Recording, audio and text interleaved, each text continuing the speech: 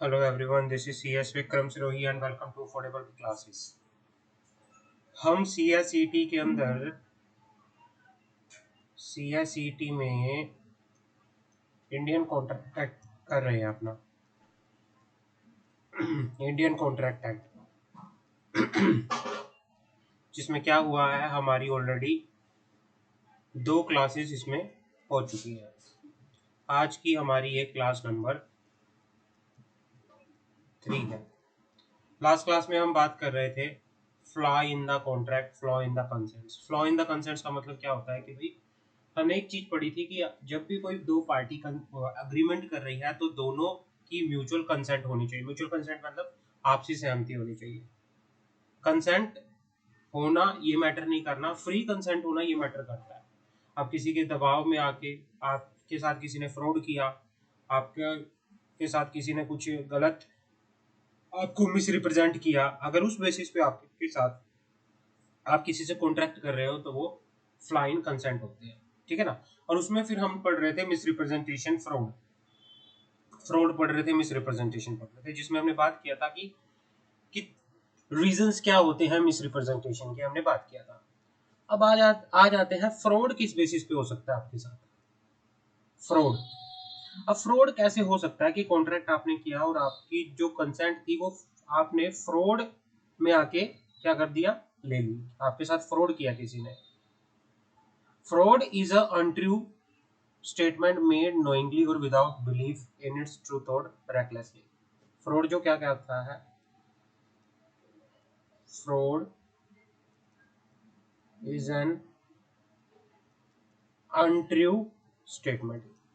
हाँ भाई, किसी किसी ने आपसे क्या बोला, झूठ बोला, कोई झूठी स्टेटमेंट करवा के आपसे क्या बोला, कोई कॉन्ट्रैक्ट करवा लिया, तो ये क्या होता है, ये फ्रॉड होता है। अब फ्रॉड क्या होता है, फ्रॉड रिप्रेजेंटेशन और assertion. Fraud is a false representation, कोई फॉल्स रिप्रेजेंटेशन करना, कोई फॉल्स फैक्ट बताना, कोई भी फ्रॉड किया है made with the intention that it should be act upon, intention के साथ किया गया है कि should be act upon. The representation must have actually induced the other party, the party deceive must thereby be indemnified and it is a statement must have been either with the knowledge that it was a false, कि कोई भी मतलब इसमें क्या होता है कि आपके साथ या तो किसी ने फॉल्स स्टेटमेंट की, फॉर रिप्रेजेंटेशन बताई, आपको किसी ने कुछ गलत दिखा के आपसे कॉन्ट्रैक्ट कर लिया, कोई गलत ओपिनियन के बेसिस पे, गलत फैक्ट के बेसिस पे, कि फैक्ट जो था वो झूठा था। उसके बाद क्या था, made with intention a false representation assertion of fact, एक फॉल्स रिप्रेजेंटेशन जो थी और असरेशन थी जिसमें फैक्ट या ओपिनियन के बेसिस पे, made with the intention that it should be act upon.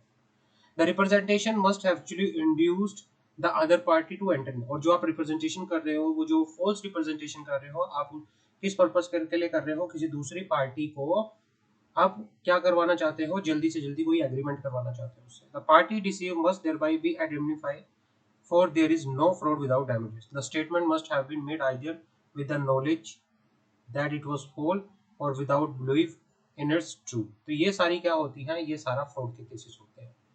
अब आता है हमारे सामने अब हमारे सामने आता है कॉन्ट्रैक्ट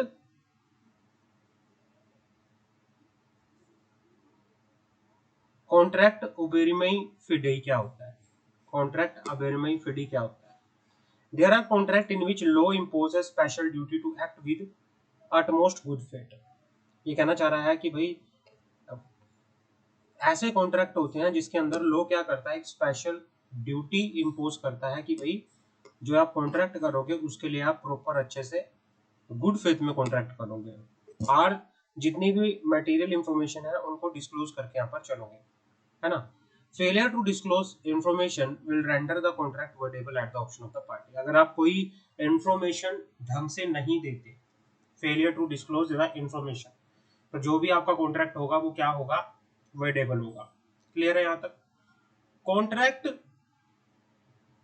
अब्री मई फिडेई आर क्या होता है। अब किस तरह के होते हैं, contract of insurance of all kind, the assured must disclose. Insurance के होते हैं, लाइफ इंश्योरेंस हो गया, हेल्थ इंश्योरेंस हो गया, ऐसी वाली चीजों में जो अश्योर्ड होता है, जो इंश्योरेंस कर रहा होता है, उसको वो क्या करेगा, मस्ट डिस्क्लोज करेगा to the insurer all the material fact.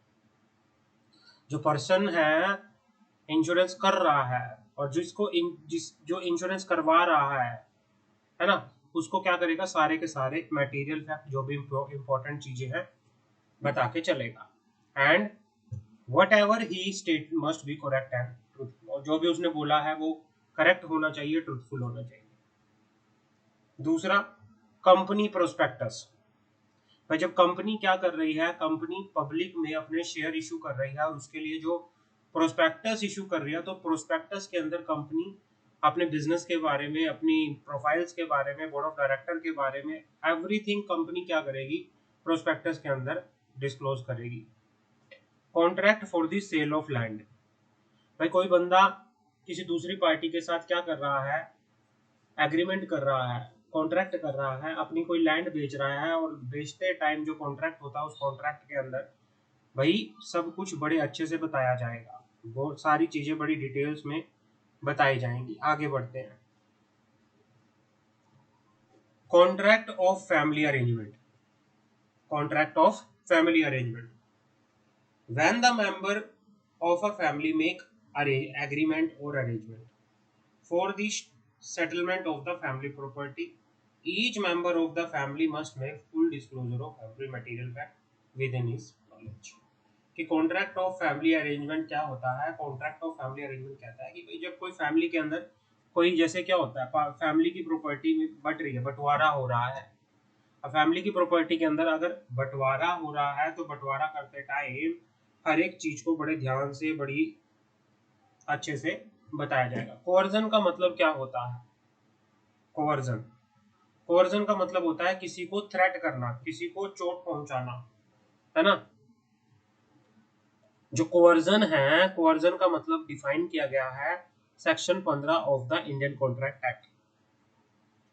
इसका मतलब होता है कमिट करना, थ्रेट करना, कमिट करना या थ्रेटनिंग, किसी को डराना धमकाना। कोवर्जन का मतलब होता है किसी को डराना या धमकाना। आपका यह क्या होता है? कोवर्जन होता है।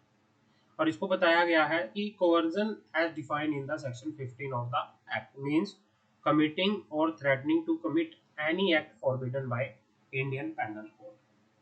कोई भी ऐसा काम जिसको इंडियन पैनल कोड ने फॉरबिड किया गया है, जो कि पुनिशेबल है, तो वो क्या होता है? कोवर्जन। अनलॉफुल डिटेनिंग और threatening to detain any property to prejudice of any person whatever with the intention of causing any person to enter into agreement। भाई क्या है, किसी पर्सन को एग्रीमेंट में एंटर करने के लिए उसको डराना, उसको धमकाना। आप उसको डरा डरा धमका के, आपने मूवीज में भी देखा होगा, किसी पार्टी का डरा कर उसके कनपट्टी पे बंदूक रखकर उसे जबरदस्ती साइन करवा लिए जाते हैं। अगर इस तरह से आपसे कोई डरा कर धमका कर आपसे कोई साइन करवा रहा है, तो वो क्या होता है? वो होता है आपका कोवर्जन। क्या होता है? Coercion. Simply stated, the doing of any act forbidden by the Indian Penal Code is a coercion, even though such an act is done in a place where the Indian Penal Code is in force। अब कहीं पे भी ये काम हुआ है, चाहे वहां पर इंडियन पैनल कोड एप्लीकेबल होता है या नहीं होता, बट डजंट मैटर, वो क्या है? कोवर्जन है, और ये अनलॉफुल है under the Indian contract act. तो ये सारा क्या है? कोवर्जन है। अनड्यू इन्फ्लुएंस क्या होता है? बात करते हैं। अनड्यू इन्फ्लुएंस, आपको किसी ने इन्फ्लुएंस कर दिया, डोमिनेट करके, कोई आपको डोमिनेट करता है, किसी ने डोमिनेट करके आपसे जबरदस्ती कॉन्ट्रैक्ट करवा लिया, आपने उसकी दबाव में आके, दबाव, अनड्यू दबाव, जबरदस्ती दबाव बनाना। Under section 60 of Indian contract act 1872, contract is said to be produced by the undue influence where the relations subsist between the party are such that one of the party in the position to dominate the will of other and use that position to obtain unfair advantage over other। ये होता है हमारा undue advantage।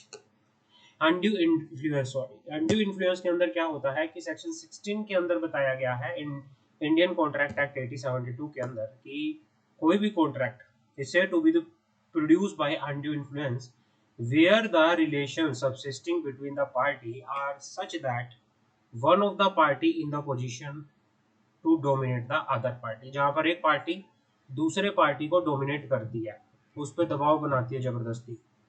तो दबाव में आके अगर कोई पार्टी कॉन्ट्रैक्ट करती है तो वो भी क्या है, वो भी एक फ्लॉ ऑफ कंसेप्ट है। अब आगे बात करते हैं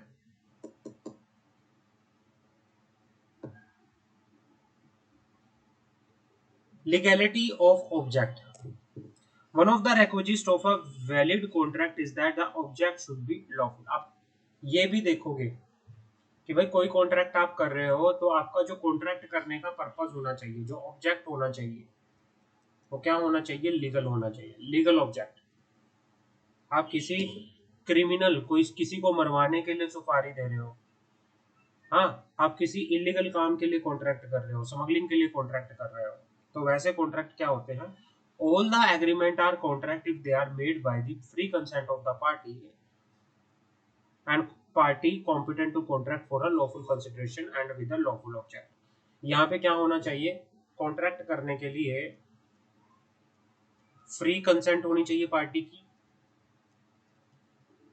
फ्री कंसेंट होनी चाहिए पार्टी की, लॉफुल कंसिडरेशन होना चाहिए, लॉफुल कंसिडरेशन होना चाहिए, और क्या होना चाहिए, लॉफुल ऑब्जेक्ट होना चाहिए, लॉफुल ऑब्जेक्ट होना चाहिए। Therefore, it is follow that where the consideration or object for which agreement is made is unlawful, it is not a contract। कि भाई क्या है, कोई किसी अनलॉफुल ऑब्जेक्ट के लिए आप क्या कर रहे हो, कोई कंसिडरेशन पे कर रहे हो, कोई आपका अनलॉफुल कंसिडरेशन है ना, तो वहां पर आप कॉन्ट्रैक्ट नहीं कहोगे उसको। तो क्या है, section 23 of Indian contract 1872 provide that consideration और object of an agreement is lawful unless it is, कि भाई हम क्या कहेंगे कि किन किन सिचुएशनों में आपका कॉन्ट्रैक्ट जो है अनलॉफुल हो सकता है, अगर it is forbidden by the law, law के अंदर इसको मना किया गया है। It is of nature that if permit it would defeat the provision of law. इसका नेचर ऐसा है, अगर इसको परमिट किया गया तो ये लॉ के प्रोविजंस को डिफीट करेगा। इट इज फ्रॉडुलेंट, ये क्या है, फ्रॉडुलेंट है। अगर आप फ्रॉडुलेंट नेचर का कोई क्या कर रहे हो, कॉन्ट्रैक्ट कर रहे हो, इसके आप कोई कॉन्ट्रैक्ट कर रहे हो जिसकी वजह से क्या हो रहा है, किसी पर्सन को इंजरी हो रही है ना, और कोर्ट की नजरों में ये कॉन्ट्रैक्ट क्या है, इमोरल है, ये पब्लिक पॉलिसी के अगेंस्ट है। तो ऐसे अगर कॉन्ट्रैक्ट होते हैं तो ये सारे कौन से इलीगल कॉन्ट्रैक्ट है, illegal contract, these are illegal contract. आगे बढ़ते हैं।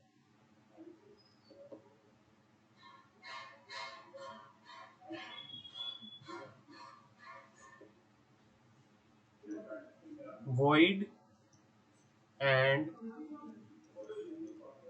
illegal contract, void and illegal contract, क्या होता है void and illegal contract, बात करते हैं। void and illegal contract क्या होता है, बात करते हैं। A void contract is one which is destitute of legal effect altogether। एक void contract वो contract होता है जो क्या करता है, which is constitute, which is destitute, एक होता है constitute, एक होता है destitute, जो लीगल इफेक्ट को खत्म कर देता है। void contract क्या होता है, void contract वो कॉन्ट्रैक्ट होता है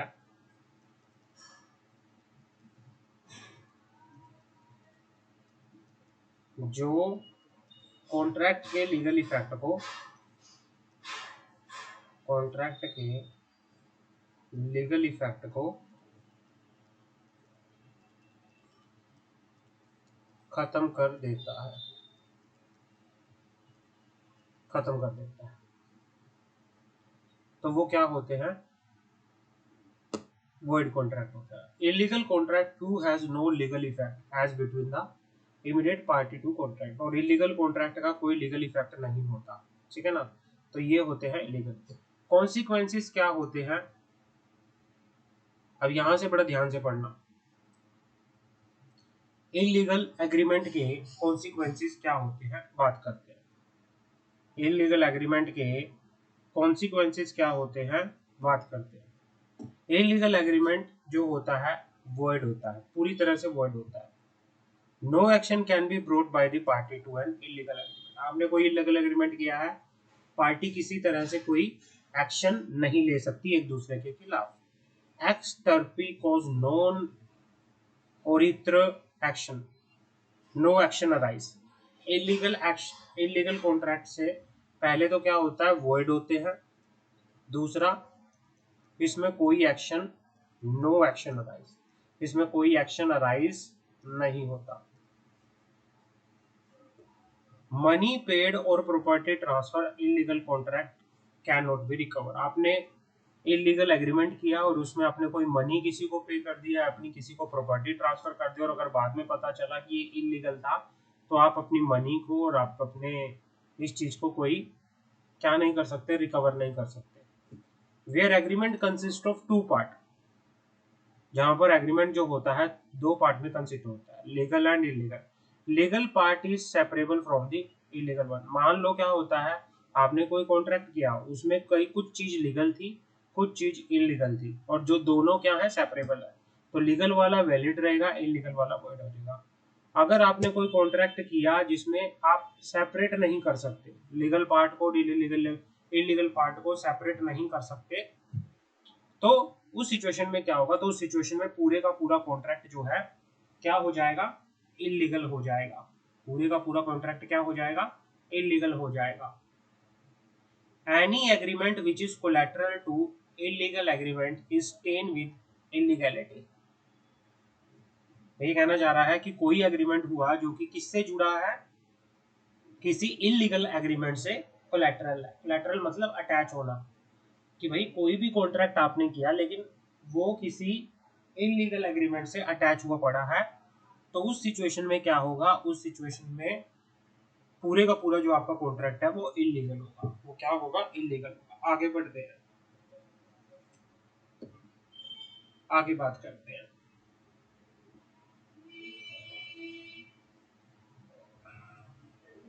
agreement void has been opposed to public policy. Agreement void has been opposed to public policy। ये काट दो, यहां से पढ़ते हैं। Agreement void has been opposed to public policy. The following agreement void and are being against to public policy but are not illegal. कुछ agreement होते हैं जो void होते हैं एंड पब्लिक पॉलिसी के खिलाफ होते हैं, पब्लिक पॉलिसी के खिलाफ होते हैं,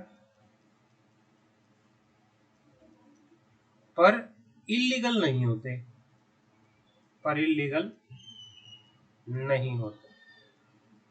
वो कॉन्ट्रैक्ट कैसे होते हैं। Agreement in restraint of potential right, parental right, sorry, agreement in restraint of parental right, agreement by which a party deprive himself of the custody of his child is void। agreement in restraint of parental right, कि agreement by which a party deprive himself of the custody of his child is void। कि भाई क्या है, ऐसे agreement जिसमें एक party क्या करता है, डिप्राइव कर देता है अपने आप को, जिसमें अपने बच्चे की custody, himself of the custody of child,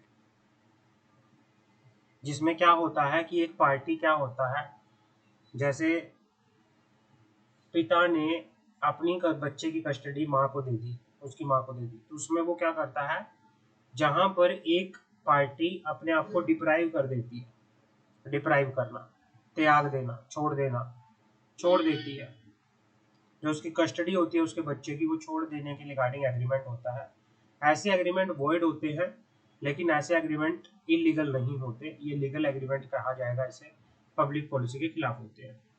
agreement in restraint of marriage, agreement not to marry at all and not to marry any particular person और class of person is void and it is in restraint of marriage. Restraint of marriage कि भाई आपने किसी से agreement किया कि मैं शादी नहीं करूंगा, या फिर आपने कहा कि मैं इस कास्ट की लड़की से शादी नहीं करूंगा, तो ऐसे जो एग्रीमेंट होते हैं वो वॉइड होते हैं, लेकिन इलीगल नहीं होते। आगे बढ़ते हैं।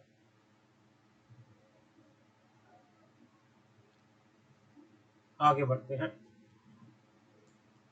मैरिज ब्रोकरेज और ब्रोकरेज एग्रीमेंट क्या होते हैं? मैरिज ब्रोकरेज और ब्रोकरेज एग्रीमेंट क्या होते हैं?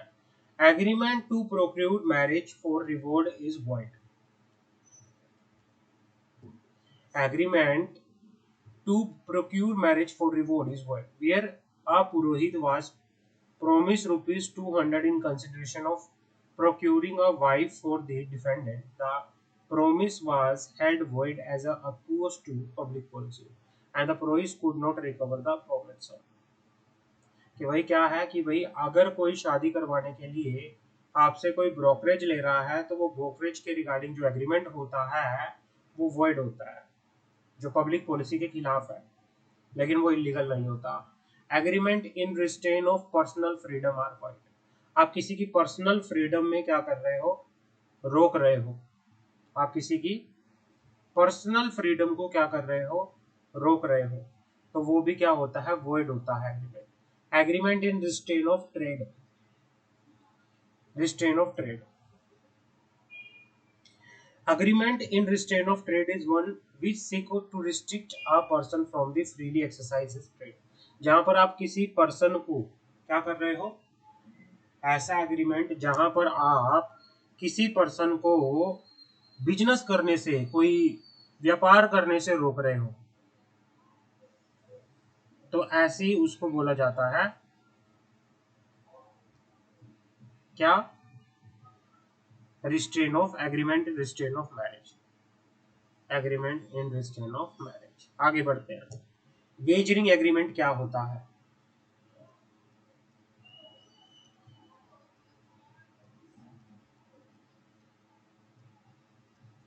अब आता है wagering agreement. The literal meaning of wager is bet. Wager का मतलब होता है बैट लगाना, शर्त लगाना, bet. Wagering agreement are nothing but ordinary betting agreement. आप किसी से शर्त लगाते हो।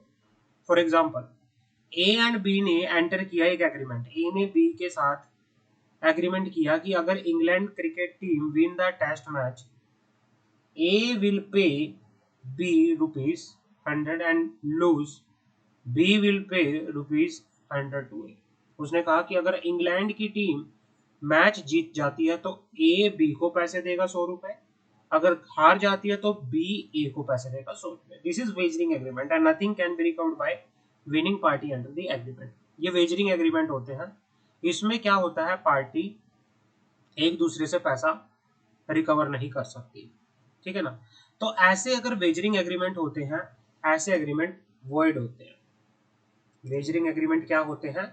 जब आप किसी से क्या करते हो? शर्त लगाते हो। तो शर्त लगाया आपने, कोई एग्रीमेंट किया, तो शर्त लगाते टाइम जो भी एग्रीमेंट हुआ वो क्या होते हैं? वो वॉइड होते हैं। वो एग्रीमेंट क्या होते हैं? वॉइड होते हैं।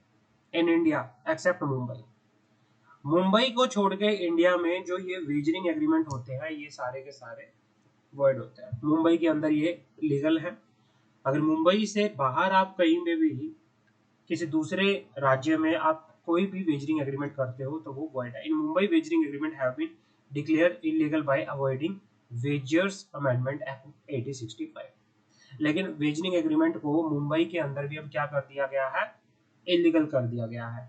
Therefore in Mumbai, a wagering agreement are being illegal is void not only between immediate party but taint and render void all collateral agreement to it.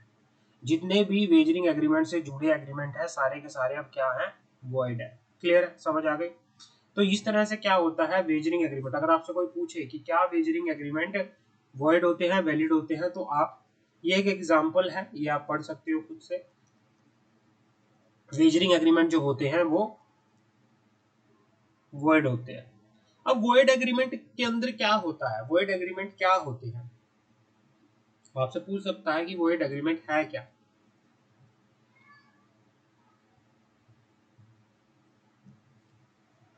Void agreement क्या होते हैं।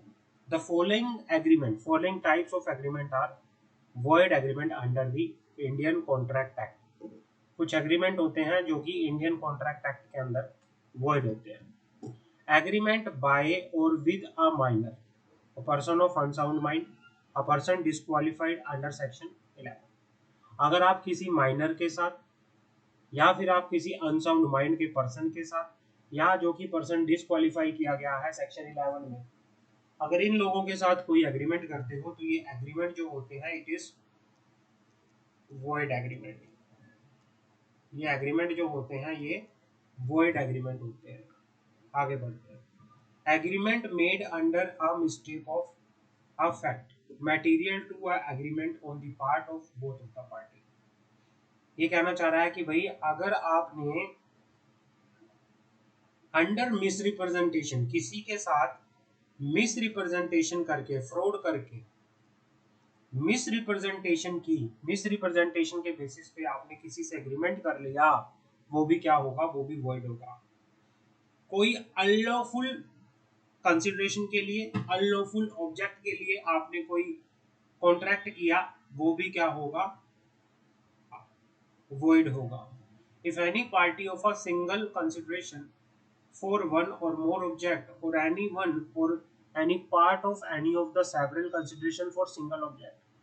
ये कहना चाह रहा है कि भाई जहां पर एक ऑब्जेक्ट के लिए मल्टीपल कंसिडरेशन दिए जा रहे हैं या फिर मल्टीपल ऑब्जेक्ट के लिए सिंगल कंसिडरेशन दिया जा रहा है, तो ऐसे ही क्या होगा, ऐसे कॉन्ट्रैक्ट भी वॉइड होंगे।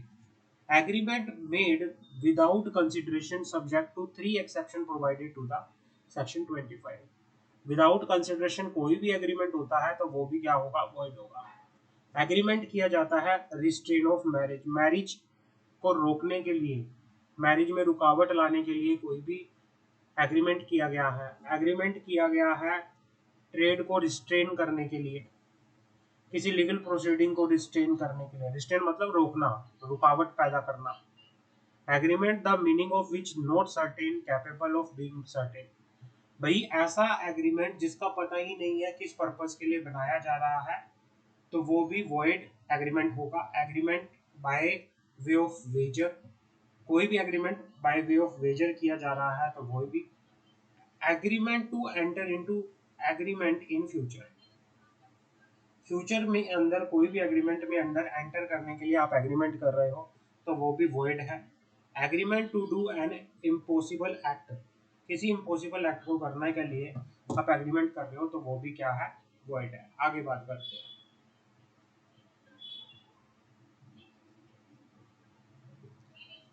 व्हेन एग्रीमेंट बिकम वॉइड, कब एक एग्रीमेंट, व्हेन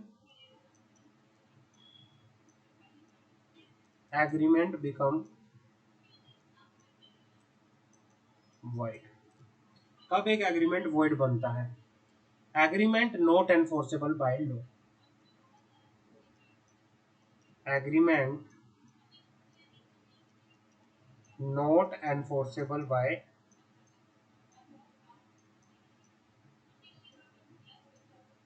कोई भी ऐसा एग्रीमेंट है जो लॉ के द्वारा एनफोर्सेबल नहीं किया गया।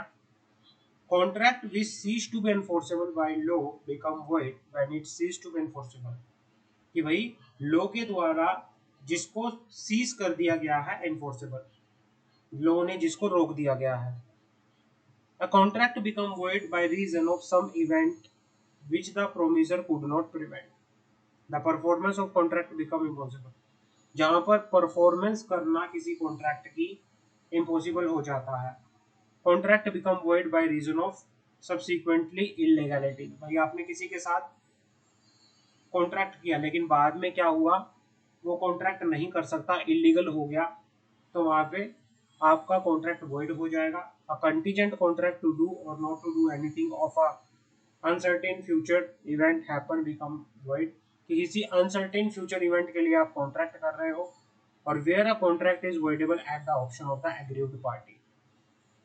और जहां पे कॉन्ट्रैक्ट क्या हो जाता है, वॉइडेबल हो जाता है किसकी, एग्रीव्ड पार्टी के ऑप्शन पे। कि एग्रीव्ड पार्टी चाहे या तो कर सकती है कैंसिल या नहीं कर सकती, तो वहां पे क्या हो जाता है, इस तरह से आपका कॉन्ट्रैक्ट कैंसिल हो जाता है। क्लियर है? तो ये रीजन होते हैं किसी कॉन्ट्रैक्ट के कैंसिल होने के, ये रीजन होते हैं।